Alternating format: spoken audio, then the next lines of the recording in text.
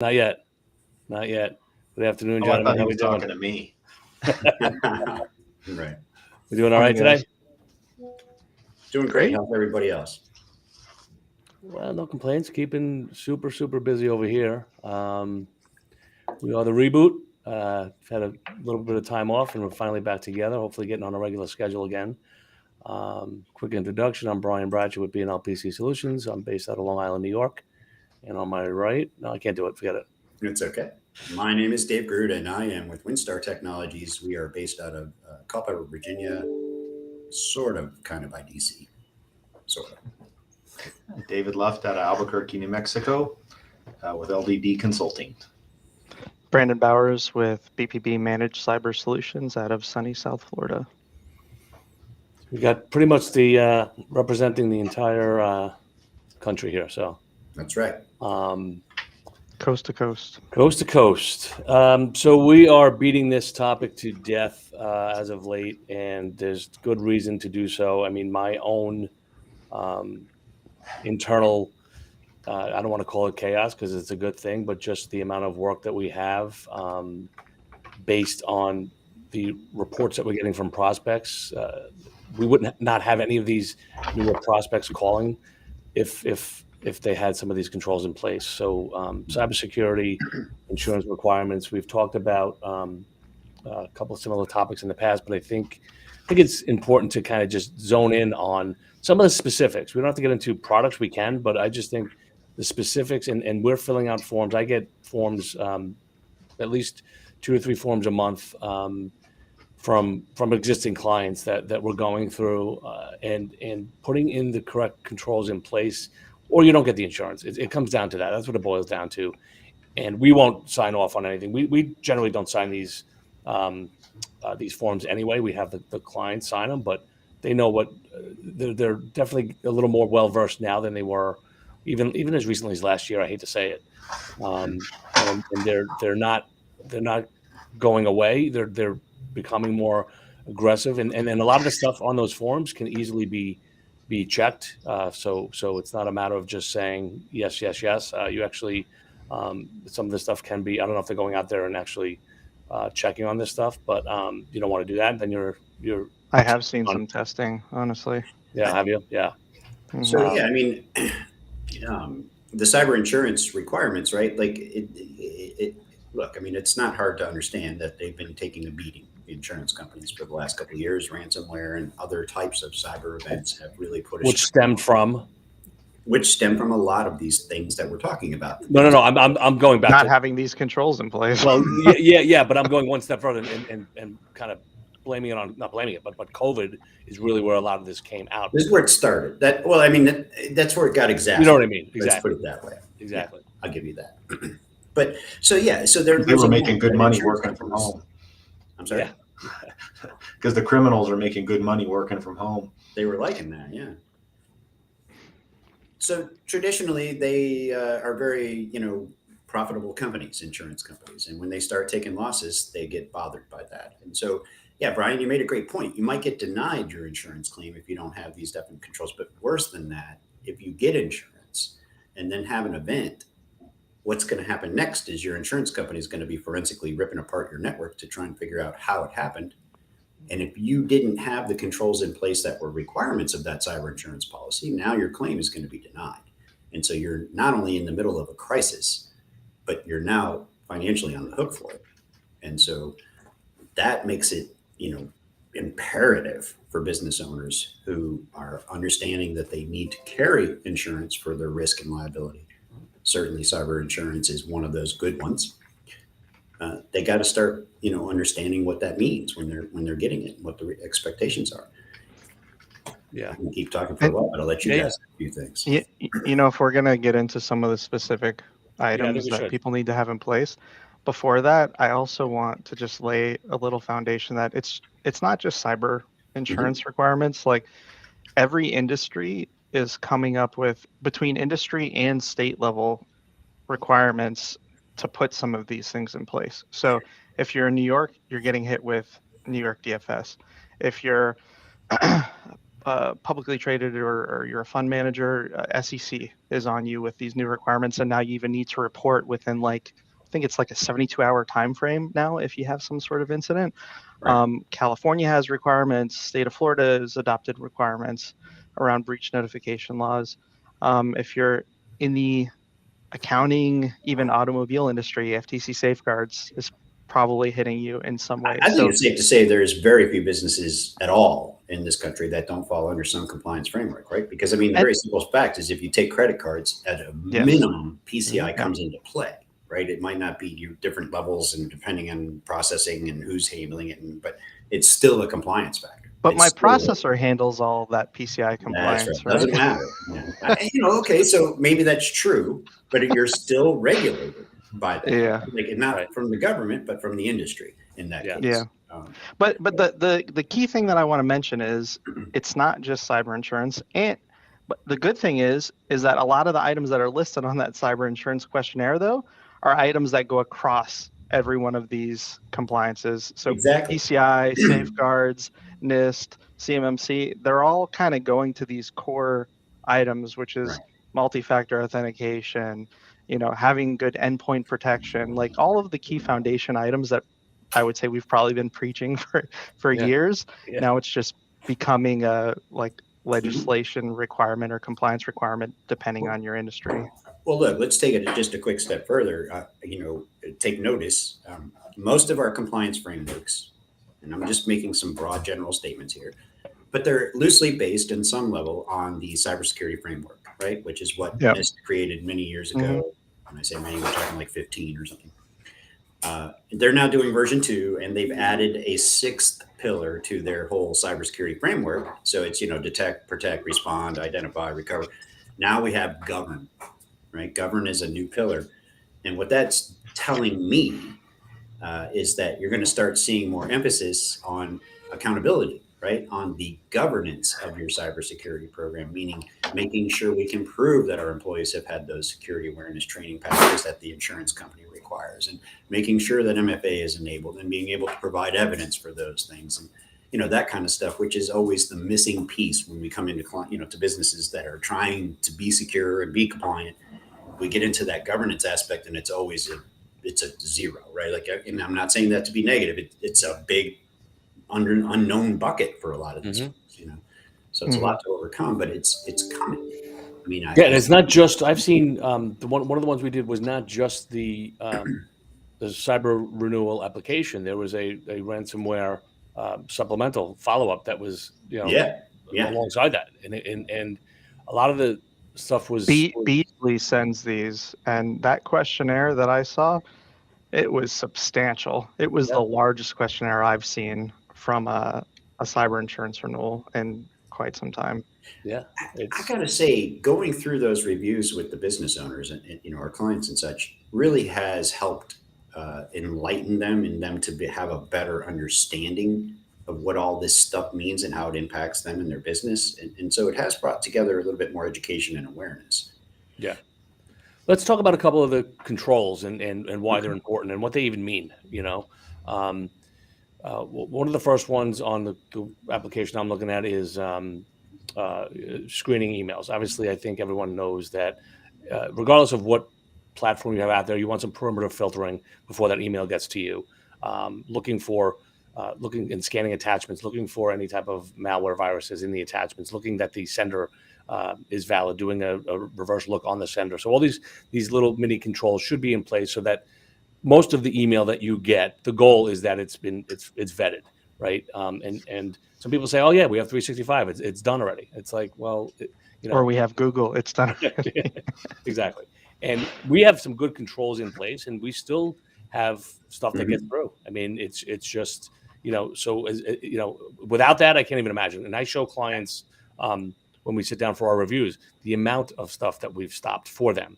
And it's eye-opening because it's crazy. Not only the spam, but the amount of viruses we've captured, potential malware in some of these emails that have gone out. So we're able to use that. But that's a simple control, right? To have some sort of perimeter filtering. And on your own domain, if you're implementing for prevention for you, the Center Policy Framework, the SPF, and a lot of prospects that just don't have that. They don't have DMARC, they don't have DKIM, and these are things that are records that you create, or your webmaster or your IT company can create. Should take about, I don't even know, guys. Hopefully it's not the webmaster, because every time I see them, they're done incorrectly. Leave this to the IT professional. But how many domains do you look at in prospects, or even in happens all the time, right? That it's just improperly configured. So the reason for all that, right? Obvious. I mean, it's pretty obvious to us, but maybe not so much to everybody else. But like 3 years running, for sure, business email compromise is the biggest reason for ransomware and cyber incidents. And what does that mean? That means that we put all these controls in place. We teach people. We do things. We watch things. And yet somehow, some way, somewhere, a user someday will get an email and they'll click on it and it will be a bad thing. And that's like, as an industry, that's the battle, right? Like, I mean, I'm sorry, but so far that's the biggest reason of all these breaches. So if we can fix that in one way, only one possible method is by having spam filtering. And that's not a guarantee. It's just it's a layer. That's all it is, right? Some of these other hygiene items that Brian was mentioning, though, they're not going to necessarily save you from business email compromise. But if you do get a compromise, what everybody's hearing about now is wire transfer fraud, fund fraud, something like that, because someone ultimately ends up trying to impersonate your domain. Right. And what SPF, DKIM, DMARC help prevent is somebody from pretending to be you and sending emails as you, when maybe they didn't get access to your domain yet, or maybe they had access, but now they're trying to impersonate and send things to a client and, try and get that ACH routing number changed and stuff like that. So these are just fundamental things that don't cost any money. Right. This is just going into the configuration, making sure it's done. Yeah. I will say be careful, because if you're not aware of all the folks who are sending mail on your behalf, that could cause some issues until you get where we lose a little bit of control, and it's unfortunate, and I have not seen some of the better clients will do this, but if there is a lookalike domain that is registered, what we do, so if I have blpc.com, if someone registers bipc.com and uses the capital I in the display, that's going to look like it comes from our domain, right? So with a lookalike domain, I would say what I would do is right away, immediately, I would block any inbound from that domain coming to me. Then I would also let all of my clients know to block this domain. I mean, fortunately for us, we have control of most of our clients' emails, so we go in there proactively and block it. But when this happens to a client, and we try to explain to them, let your clients know there's a lookalike domain of your domain. Can you let your clients know to block this, or have their IT block it? It doesn't get done. Or even buy it if it's available. I mean, it's $20 a year or less. Well, we do that for clients. We do that for some clients. We have 20 domains with any combination that we could think of, and it's for the money that they spend on that. It was maybe a couple $100, honestly, and for 5 years just to have the name. You can't even equate that to if there was a breach, with one of these names. So, but again, it's important to kind of follow our guidance with this kind of thing, because there's a reason that domain was purchased, and it's the last compromise we looked at last month, the domain was registered in September. We're in October now. It was registered the same month that they were compromised. So, and to dig a little further, they had already been compromised months prior. We went back 3 months. They were compromised 3 months prior. They were sitting in there, then finally purchased this domain and tried to send out these emails, and unfortunately were successful at it. That's why they were a former prospect, currently a client, because that's exactly what happened. And that's that's easy, and it's so preventable. That that's why these controls, that's why it's on these forms, though, for those reasons. Yeah. Well, that's why insurance companies are requiring it, right? Because they know that can have an impact, and it's not really cost prohibitive or most people can get the big thing. Obviously, I mean, we could say this to a blue in the face is MFA, and I still can't even believe the amount of people I talk to that it's not enabled. And it's what do you do, right? And I'm finding that in more cases we come in and we find that they went through the process of enrolling, but they're leveraging like security defaults or something that doesn't necessarily require MFA every time you connect. And so you're still not fully protected. This goes back to some of the configuration things, like it needs to be set up in a way appropriate based on either the business risk and where they're Yeah. at. And Yeah. if you kind of just let Microsoft turn things on for you, it might not be exactly what you're expecting or believed to be the case, as actually being the case. Yeah. Yeah, like Well, we had somebody, and this is again going back maybe 2 months ago, and this is something for if you have in-house IT or outsourced IT, make sure that this is being done correctly. We had somebody that called because they had enabled MFA. What happened was never enforced it. So this user, the threat actor, got into his account and they finished the MFA process on their own. So added their own device, added their own. that's it. Oh, It was God. done. This guy couldn't get into his email, and it was just like, so it's not. You may think you have MFA enabled. See, that's the governance part, right? Like I'm going to keep coming back to that sure. because I can't emphasize this enough. But Right. You got to go check it. That's saying we installed antivirus. Great. Are you sure it's running? Is it updated? Right. Is it on every machine? When's the last time you checked? Right. Yeah. That's the point. Yeah. Yeah. That's a big thing. Just auditing things all the time. Yeah, IT we people practice can be the ones every that quarter doing cause a the review. problem. Yeah. Like if you turn something off to do work and then you forget to turn it back on, right? So your internal IT, your external outside, you don't have to like not know what you're doing to make a mistake like that. That's why you need to continuously be monitoring and assessing and making sure that, if you forget to turn MFA back on after doing some task, that's leaving a gap, right? Yep. So now I have a company that's got a process and a procedure in place. They're using MFA, but there's still a gap, and that leaves it open for a threat actor. Yep. Yep. One of the other ones what I've been is, seeing? Go ahead, Brandon. Sorry. I was just going to say what I've been seeing across all of the forums now, which was not something typical. I even see names of products listed in there. So we mentioned the anti-spam thing in the beginning. I won't talk about that, but EDR or MDR, endpoint detect and respond, manage, detect and respond. Now I see, like names. Hey, do you have Cylance, Sentinel-1, Carbon Black, one of these, bigger name vendors? Do you have this deployed? And I feel like that's great for education. So I'm getting clients that ask, well, what is that? Well, we've had this for you for a long time.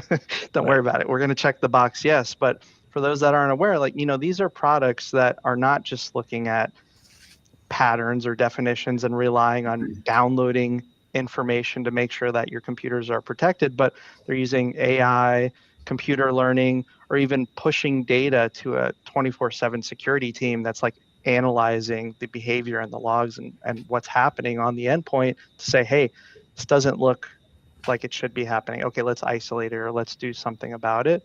Right. And that's really where, things differ in terms of that type of protection. The common misconception, I think, on some level is people don't realize the speed at which this can happen, right?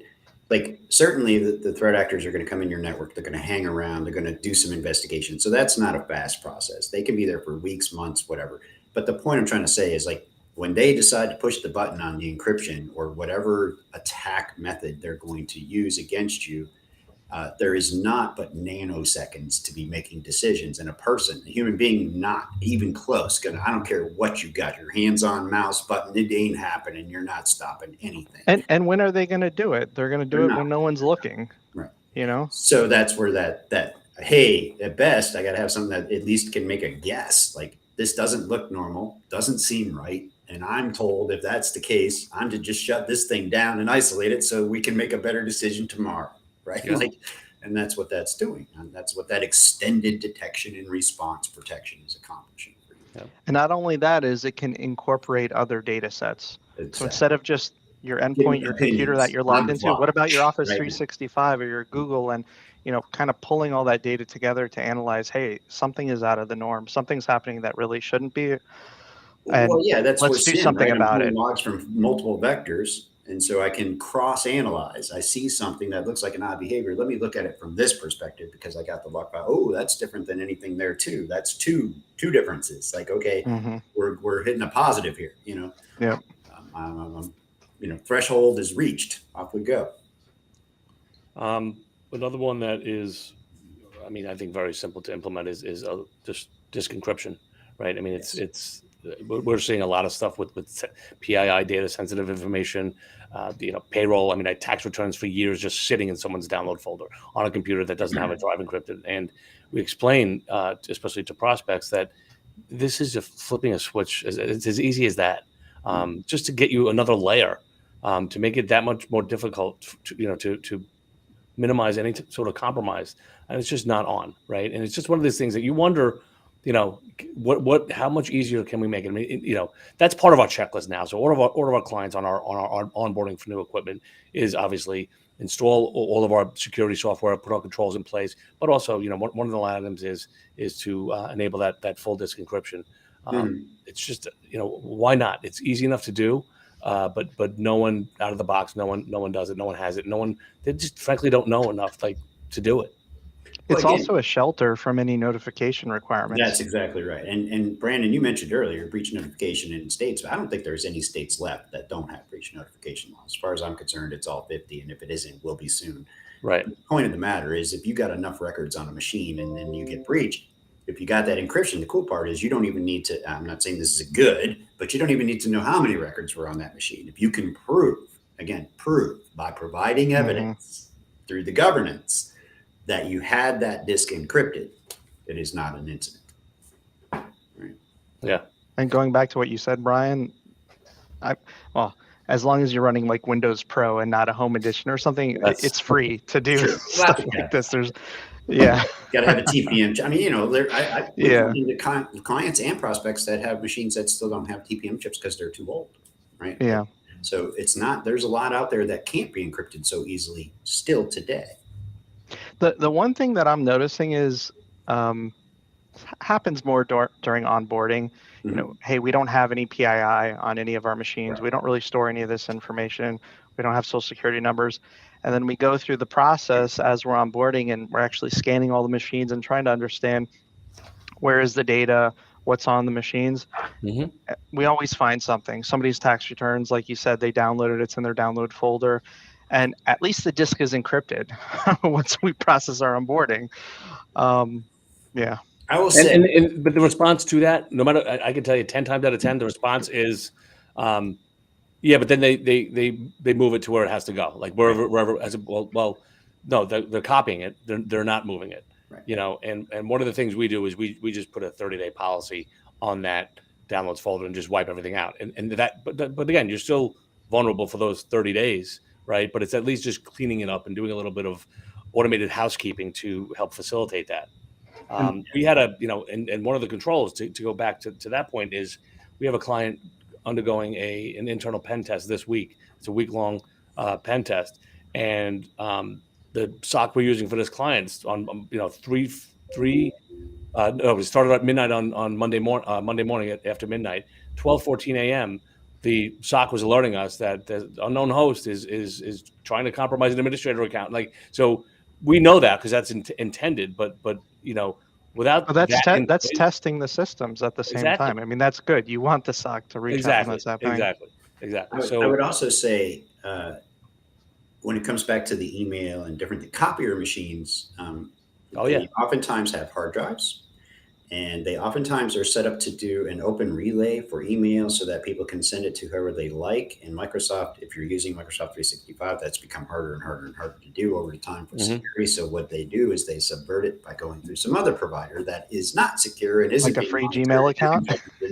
And now they're sending mail on your behalf. So yeah, that's one place you definitely want to pay attention to. For sure. We honestly, for most of our clients, we block those scanners from sending anything outside the organization. That's just guaranteed. That's what we do. But the clients that we don't have yet are sitting there, wide open. And look, if you're under compliance regulation, holy cow, because that means I can grab a stack of papers off of anybody's desk and go to that copier and scan the email and send it back home to me so that when I get home, I can look at it all day long and do what I want with it. That's a bad thing. And that's going through a relay that has no DLP controls And on you it. That have has no idea it nothing. happened. There's no Yep. alerts, no problems, no nothing. No, you can't even prove it didn't happen. Right. Right. The only way to do that is to have it blocked. That's right. And that's It's not what this call is for. I But know, it's not cyber only that, you're controls. giving that copy machine back in 5 years, and the drive has the majority of that scan data still retained as cache on it. So there's another piece of due diligence that you should be doing to ensure that that gets wiped on a regular basis. Most newer machines can do that. Right out of there. That's what As long as long as it's configured, though, Yeah, but No, yes, you you can just also take take it out.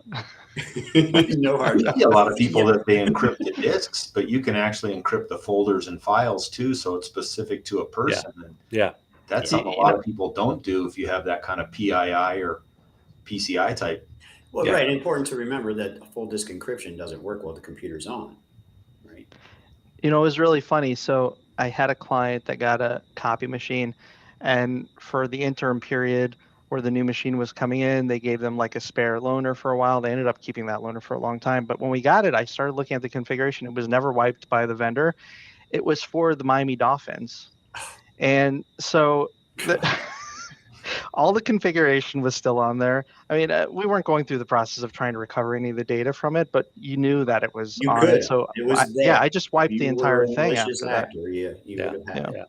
And did you build the Miami Dolphins? What happened? Did you bill the Miami Dolphins for that, for saving their information from being? I should have had an intro from that. I just want to add, though, along the similar lines, what we're talking about with the encryption is that one of the questions on the form is, do you, any sensitive information that you're emailing, do you encrypt that? And everyone we talk to is like, how? They say yes. They always check up yes. I say, no, you don't. I'm like, no, you don't. Like, this is, That's the key. I think I would like everybody to take away, at least me personally, is the one thing we began with is, look, cyber insurance is necessary. Absolutely. But then follow through and do what the policy requires you to do, because it's useless if you don't. And so those are the two things: get it and then follow it. And then we're all protected as best as we can be. It's not about trying to spend a ton of money. It's about protecting you and your work and your business and your money. Your life work. And we see a lot of security systems like cameras. Those have holes in them when you do. Those are the worst. They're attached to the same network. They got RDP ports open, facing out to the internet. People are. We can have a completely entire call on access control systems, security cameras, and the lack of security. We're gonna have a podcast every day. They don't update them. 700 days. That's why it's important to segment the networks. Because they're not updating them. Which I have not seen that on one of these questionnaires, but any compliance requirement has it. I've seen things like, do you have air gapped or immutable backups? Oh, that's true. They're starting to get a little bit. And the concern I have with insurance companies and those things is they don't necessarily know all the technology, and I get a little worried when they're making the demands and they don't necessarily understand the impact or the context, right? And I know that they're bringing in their own professional IT people, but I'm sorry, I don't see the evidence of that. So be careful, insurance companies. That's all I'm saying. Please be prudent. All right, guys. Thank you. Went a little over, but I think we covered some of the key controls that we're all seeing out there, and reach out to your IT company, whoever's handling your IT in your business, and make sure that in order to get this insurance, that these controls not only are being used, but they're being used the right way in the right context. And it's not a set it and forget. You may have to make changes, and just like anything else, it's not a one and done. There's a lot of housekeeping, and maybe check things quarterly. Make sure that, like to your point, David, you know what, these three computers, everyone has SentinelOne. Oh, these three computers don't. It's just like you got to get into that habit of making sure that everything is up to date. Yep. And you're not going to get it right perfect 100% of the time, first time. Like, it's never, don't wait till you're ready. You just implement what you can today, and then work on a cadence of improving over time, and continually be looking at it and continually be improved. Little baby steps. That's all it takes. Because if a hacker can hit you and they can see that it's going to be a little bit frustrating, they're moving on. Like that's a pretty good bet, right? Now, I'm not guaranteeing that, but I'm just saying, like, make it hard on them because they're lazy. They're going to go to the next guy. There's plenty of people out there who aren't doing what they should be doing. So we actually had somebody try and steal our truck, but they were too lazy to work to buy their own vehicle, and it was a little bit difficult. They stopped trying to steal our truck too. I mean, They're lazy for that. They might be, good at hacking, but it doesn't make them like, motivated or productive or anything. Right. They're just going for the low hanging fruit. Yeah, that's right. How easy can this be? And that's right. So, apparently with MDM Grand, you just call up and get your password changed. All right. Hey, look, if you don't have anybody to help you with this stuff, any one of us will be happy to help you. Absolutely. Absolutely. All right, guys. Until next week, let's sit on that. Be safe. Have a good day. And it is October Cybersecurity Awareness Month, guys. It is. Yeah, follow me. I've got lots of tips going out every day. There you go.